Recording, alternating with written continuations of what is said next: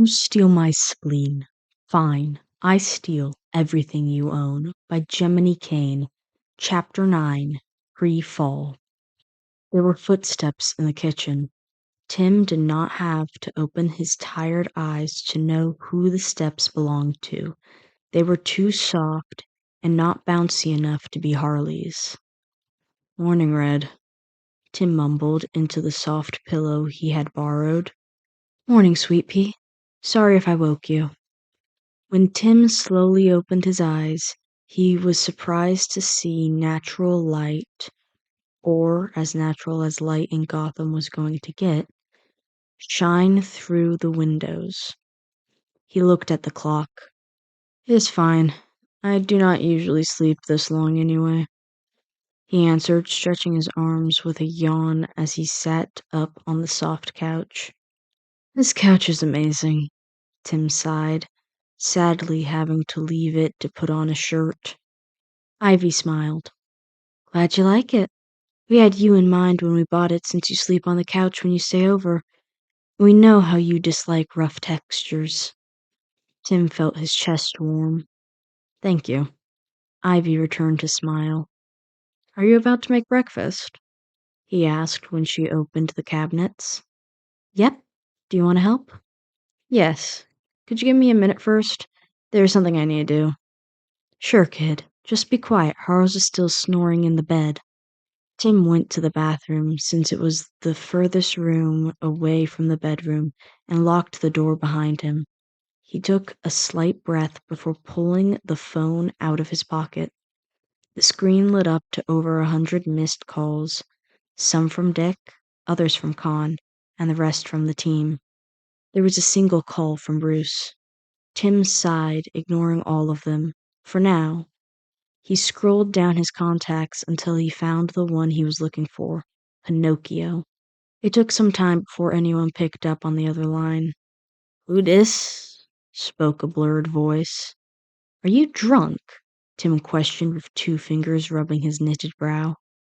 "Nah, just hungover big time," she answered, sounding a bit more clear. "I forgot your name was Lamprey in my contact again." Crew snickered. Tim scowled. "Why are you calling me right now, boss? You know I usually sleep from noon to sundown." This was true since Prue had been used to working at night because of her time with the LOA, and had never bothered changing her sleep schedule. Tim furrowed his brow and looked at the time. It was barely 8 a.m., not exactly what one would call noon. "What country are you in?" he questioned. "Germany, baby. Since our victory, I thought putting the 7-digit bonus you gave me to good use. I have been blackout drunk celebrating Oktoberfest since it began." If Tim's brow could furrow together even more, they did, as he made a quick search on his phone. "Prue, Oktoberfest began more than 2 weeks ago." "Shit, really? Well, that explains the wicked hangover I'm having right now." Tim took a sharp breath through his nose and then let it out. There was a sliver of a smile on his face. "How you continue to survive is beyond me." "With style and humility," she grinned through the phone. Tim rolled his eyes with a smile. "I wanted to ask you about a job, but if you're not feeling up to it right now, I would understand completely," he said. "It is a bit more of a part-time thing, really." Prue huffed offendedly, as if Tim's suggestion that she needed a break after drinking nonstop for weeks was the most ridiculous thing she had ever heard. "I can manage. What have you got for me this time, boss man?" "I want you to keep an eye out for any possible League attempts to rebuild themselves." There was a pause over the phone. "Didn't we, blow 'em to bits and rob 'em blind? Do you really think they could rebuild themselves enough to become a threat?" She pointed out. "As things are now, no, I do not. But there are unaccounted for pieces, such as the surviving generals of the League's top rank and Talia al Ghul, who have both gone underground. Neither party should know of our involvement, and I would like to keep it this way." Tim explained. Prue made a thoughtful hum. "I see your point. I'll keep an eye out." "Thank you, Prue. Anytime, boss." Harley woke up at 8:15 and yawned as she trudged into the kitchen with Bud and Lou right behind her. When they came over, chuckling and begging at him, Tim threw them both a piece of bacon and a sausage. Tate preferred something less processed regarding food choices, so Tim would have to feed it later. "Morning, Harles." Ivy greeted her with a kiss on the cheek as she put the pan of scrambled eggs down on the table. "Morning, my rays of sunshine," she mumbled, tired, yet somehow enthusiastically, as she went over to take a seat. "Damn, you look good this morning, birdie. What's your secret?"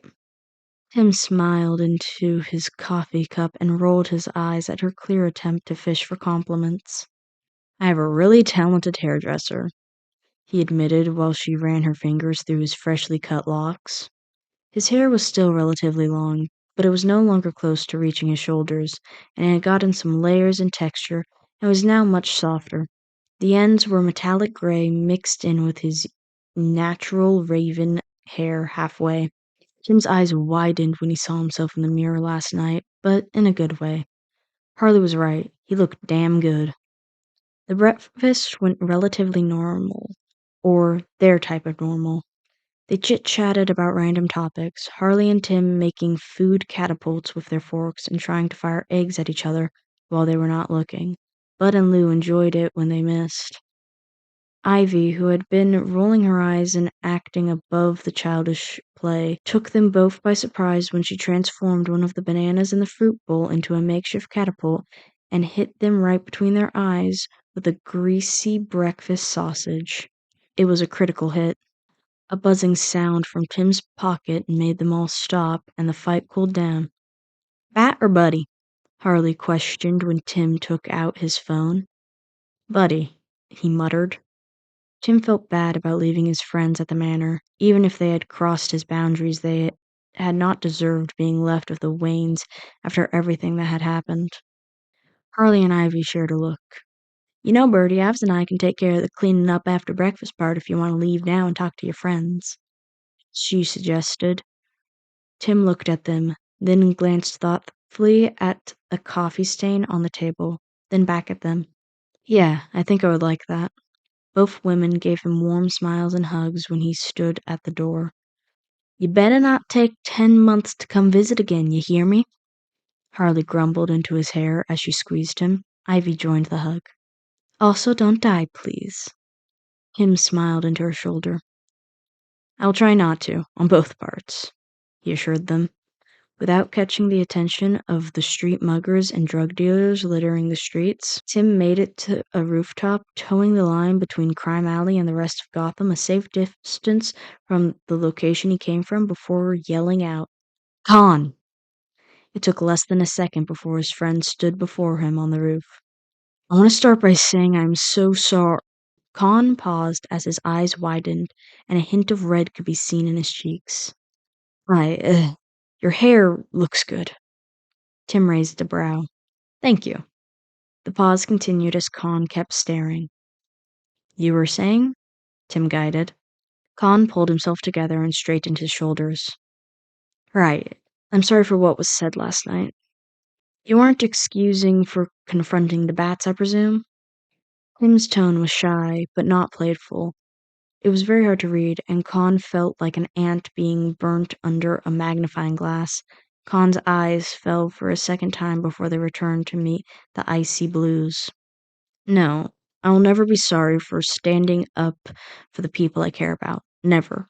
But I am sorry for going against your wishes and for telling your family things you didn't want them to know." "Didn't want them to know" was an understatement. Ever since Tim was a kid and became part of the duo he had admired from afar, he kept secrets. Not because he wanted to lie to Batman, but because it had been needed of him.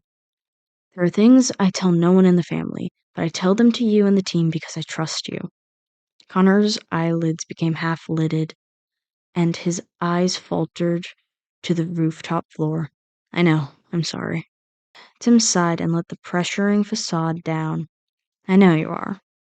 He walked over to Con's spot on the roof and made them stand right in front of each other. "I am not mad at you. I understand why you did what you did. Just Do not share things I do not want to be shared again. Not even if you're angry.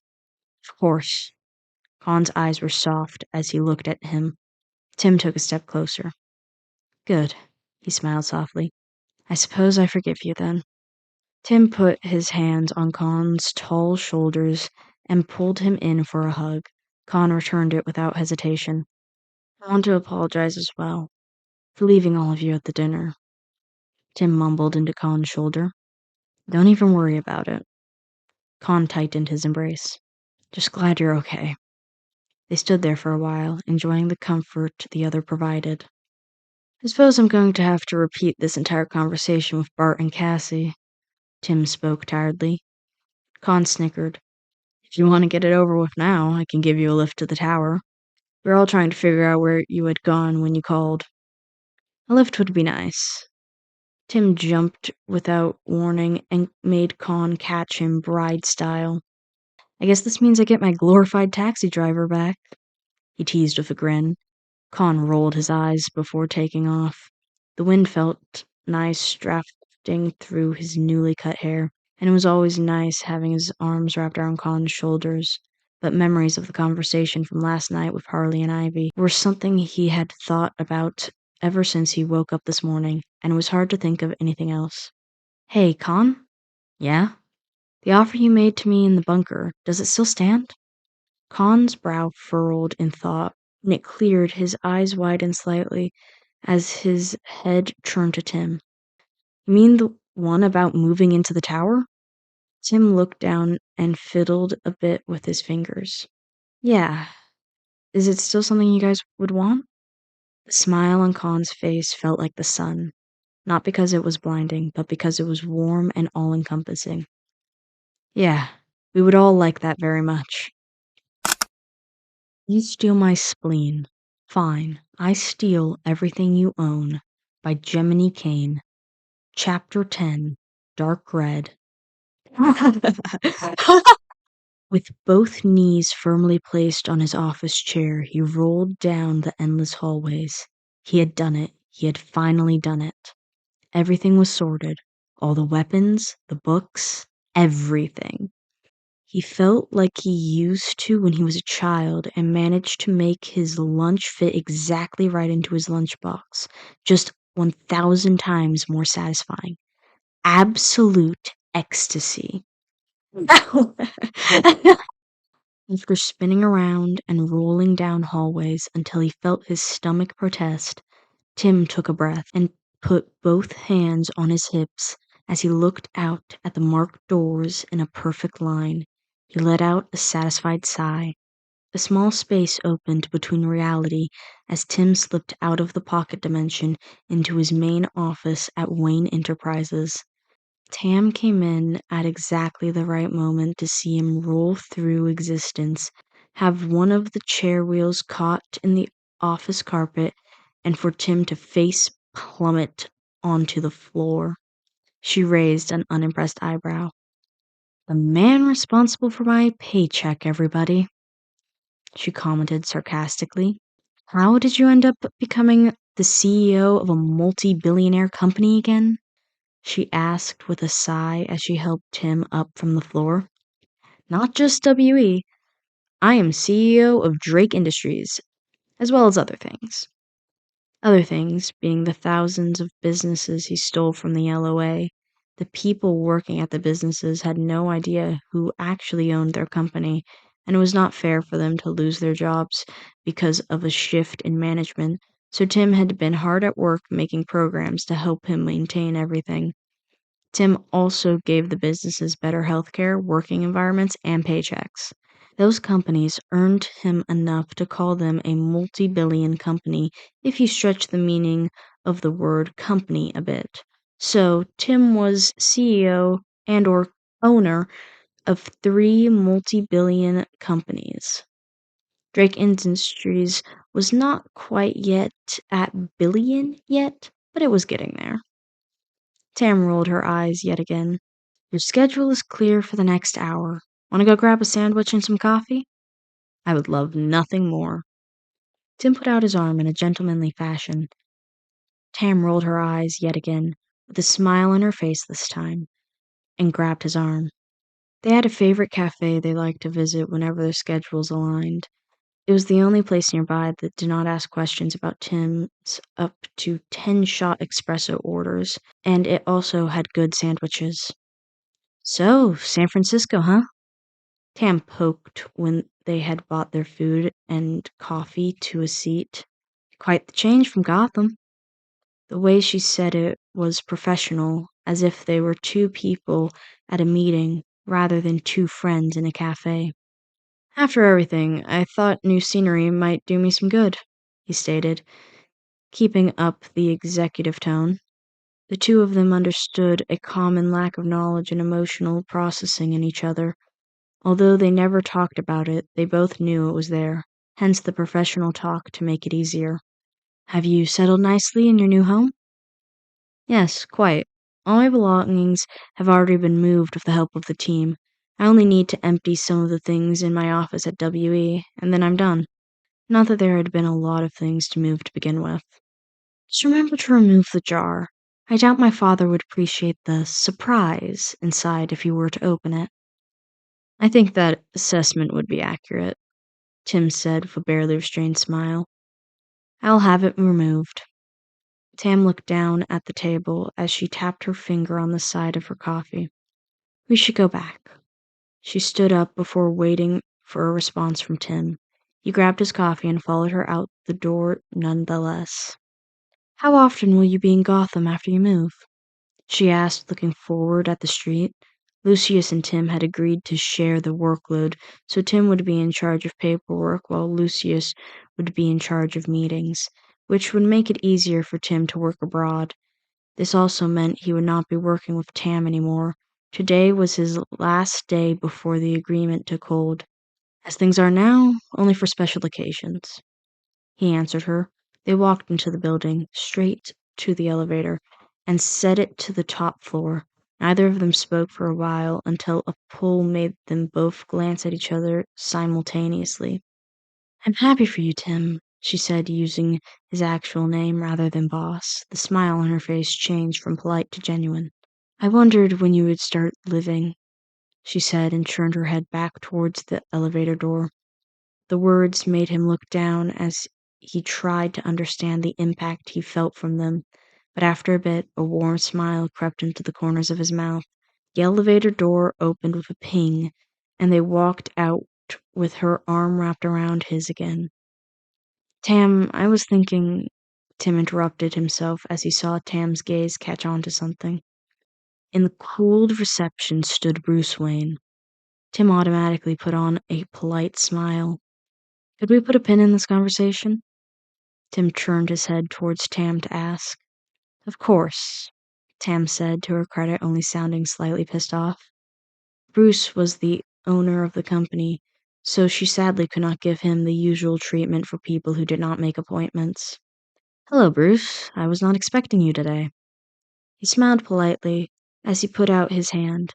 Bruce shook it and glanced at his son's new appearance, but did not say anything. You have been rather hard to get a hold of. I hope you can excuse my rudeness for barging in. He said the last part with a glance in Tam's direction. Is there anything I can help you with, Bruce?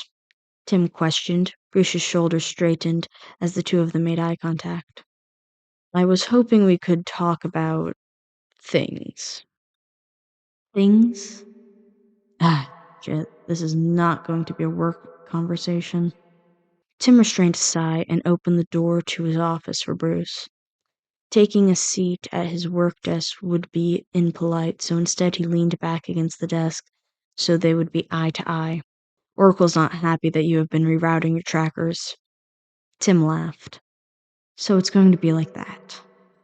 She cannot be that unhappy. After all, I've been doing it for months without her noticing. I did not even try to hide it, Tim said, keeping a polite smile. He had not tried to hide his interference after all. He set all the locations to the same place for fuck's sake. It was honestly a stab in the chest that Babs had not discovered it before now. Where did you and Cass go? Bruce interrogated. Did she not tell you? Tim countered. She informed us that you had been hanging out, And then, when she was asked further questions, she suddenly forgot how to speak any language at all. Tim restrained a snicker. Language is very hard. Bruce did not seem to appreciate the joke. Tim, where were you? The polite smile fell. I do not appreciate being interrogated, Bruce. I am not interrogating you, he defended. Really? Tim deadpanned. You started this conversation by accusing me, and then you questioned my whereabouts. Tim lifted a brow. If I am not mistaken, that is interrogation 101. Bruce made a dismissive grunt. I was worried about you. Do not bother. Tim brushed off with a movement of his wrist. He walked over to the windows and looked out at the city. I can take care of myself, Bruce. There is no need for you to worry. Another grunt came from Bruce's directions. I wanted to make sure you were okay after your fight and after the... Unlike himself, he paused. The breakdown, the relapse, the laughter, the return of a child murderer. Is that the words you do not want to speak out loud? Speaking of fights, how is Jason? He asked, changing the subject. Yet another grunt came in response. He left the house with his gear this morning. Bruce spoke sorely. Tim hummed. He has a tendency of coming back. Just give it some time, he assured. The way both Dick and Jason dealt with big arguments was by leaving, being alone, and dealing with their issues on their own, either by fighting, murdering, or watching a sunset, and then they would return. Tim sort of envied them for it. When he was alone with his problems, his brain would overthink everything and tended to dig the hole deeper. This is my last day in this office, Tim decided to say. You have decided to move in with young Justice. Yes. Tim did not bother denying anything. A hand on his shoulder made Tim look away from the window and face Bruce instead. The man opened his mouth to talk, but Tim spoke first. Listen, Bruce, I have made my decision, and you cannot make me change my mind. I was not going to. Tim's brow furrowed in confusion. I trust you, Tim. And if moving away is what you think you need, I will support your actions, even if I am concerned. He spoke in a rare, emotionally sincere tone. Tim felt a warm feeling in his chest. Bruce trusted him. Bruce supported him. As a child, those words were all he ever wanted to hear from anyone. It did not take a genius to figure out what Bruce had meant with concerned. I know you do not like my friends. Bruce made a grunt, neither denying nor confirming the accusation. Tim looked down and smiled lightly. You see that jar over there? He asked, pointing to the jar on his shelf. Proof that Tim Drake is not a robot was written on it in black marker. One of Bruce's brows furrowed. What is inside it? Irrelevant. The point is, it used to remind me of a bad memory. Tim's eyes became half-lidded as the phantom pain of a dagger stabbing through his insides returned. He huffed a laugh. Then Khan put some colored tape on it and scribbled a stupid joke. Now it reminds me that if I ever overwork myself to the point of passing out, my friends will come and forcefully wrap me in a cocoon of blankets and make me rest. A contemplating look traced Bruce's features as he took in Tim's words. Then a grunt. I'm glad you have friends who care about you, he conceded. Just maybe a warning next time you invite them to the manor. The corner of Tim's mouth raised. Deal. Tim saw Bruce out to the reception on his way out. That did not seem to go terrible. Tim knew from a single look at his face. Tim smiled, then he straightened his posture and rested his hands behind his back.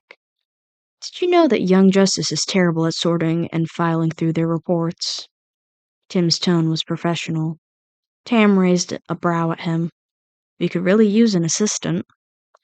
The corners of Tam's mouth turned upwards before she too turned her expression to be more professional. Is that an offer? Depends. Are you interested? It is quite a change. What would I gain from it? Tim smiled. Negotiation it is.